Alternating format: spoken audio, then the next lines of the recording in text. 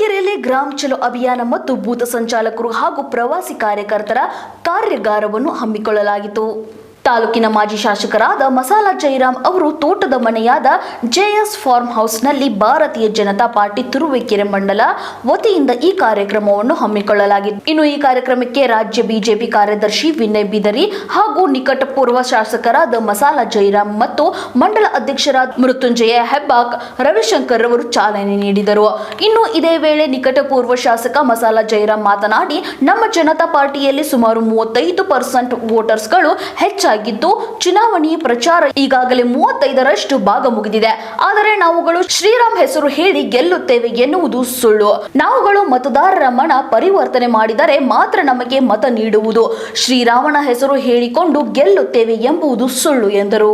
ಶ್ರೀರಾಮಚಂದ್ರ ದೇವಸ್ಥಾನ ಉದ್ಘಾಟನೆ ಆದ್ಮೇಲೆ 500 ವರ್ಷದ ಉದ್ಘಾಟನೆ ಆದ್ಮೇಲೆ ಇವತ್ತು ಭಾರತೀಯ ಜನತಾ ಪಾರ್ಟಿಯ ವೋಟರ್ಸ್ ಇವತ್ತು 35% ಜಾಸ್ತಿ ಆಗಿದೆ. ಇವತ್ತಾದ್ರೆ 35% ಕ್ಯಾನ್ವಾಸ್ ಚುನಾವಣೆದು ಏನು MP ಚುನಾವಣೆದು ಮುಗಿದೋಗಿದೆ ಅಂತ ನಾವು ಅನ್ಕೋತೀವಿ. ಆದ್ರೆ ನಾವು ಅಂದೋಗಿದ್ದೀವಿ, ಗೆದ್ಬಿಡ್ತೀವಿ, ಶ್ರೀರಾಮನ ಹೆಸರು ಗೆಲ್ತೀವಿ, ಸುಳ್ಳು. ನಾವು ಕೆಲಸ ಮಾಡಲೇಬೇಕು. ಮಾಡಲಿಲ್ಲ ಅಂತಂದ್ರೆ ಶ್ರೀರಾಮನ ನೋಡ್ಕೊಂಡು ಓಟ್ ಹಾಕ್ತಾರೆ, ಶ್ರೀರಾಮನ ಗೆಲ್ತೀವಿ, ಸುಳ್ಳು. ನಾವು ಯಾವತ್ತು ಹೋಗಿ ಮನ ಪರಿವರ್ತನೆ ಮಾಡಿ ನಾವು ಓಟ್ ಹಾಕ್ಸ್ಕೊತೀವಿ, ಅವತ್ತು ಮುಂದಿನ ದಿನಗಳಲ್ಲಿ MP ಚುನಾವಣೆ ಗೆಲ್ಲಕ್ಕೆ ಚಾನ್ಸಸ್ ಇರ್ತದೆ. ಇಲ್ಲಾಂದ್ರೆ ನಾವು ಶ್ರೀರಾಮ ಗೆಲ್ಲಿಸ್ತಾರೆ ಅಂತ ಸುಳ್ಳು. ಇವತ್ತು ಯಾರ ಅಭ್ಯರ್ಥಿ ಬಗ್ಗೆ ಗುನ್ನ ಬೇಡ ತಮ್ಮಲ್ಲಿ ಯಾರಿಗೂ. ನಾಳೆಗೆ ಇರ್ತಕ್ಕಂಥ ಹೆಬ್ಬಾಕ ರೇವಣ್ಣನೇ ಆದ್ರೂ ಆಗ್ಬೋದು, ಇಲ್ಲ ನಾನೇ ಆದ್ರೂ ಆಗ್ಬೋದು, ಮಾಲಸ್ವಾಮಿ ಆಗ್ಬೋದು, ನಾಗೇಶ್ವರ ಆಗ್ಬೋದು, ಇಲ್ಲ ನಮ್ಮ ಇರ್ತಕ್ಕಂಥ ಹಾಲಿ ಸಂಸದ ಬಸವರಾಜರೇ ಆಗ್ಬೋದು, ಯಾರಾದ್ರೂ ಆಗ್ಲಿ ನಾವೆಲ್ಲ ಹೋರಾಟ ಮಾಡೋಕೆ ರೆಡಿ ಆಗಿರ್ಬೇಕು. ನಮಗೆ ಪಕ್ಷ ಮುಖ್ಯ, ದೇಶ ಮುಖ್ಯ. ಮೋದಿಯವ್ರನ್ನ ಮತ್ತೊಮ್ಮೆ ನಾವು ಪ್ರಧಾನಮಂತ್ರಿ ಮಾಡ್ಬೇಕು ಅಂತ ಮುಖ್ಯ. ನಮಗೆ ಅಭ್ಯರ್ಥಿ ಬಗ್ಗೆ ಏನು ಗೊಂದಲ ಬೇಡ.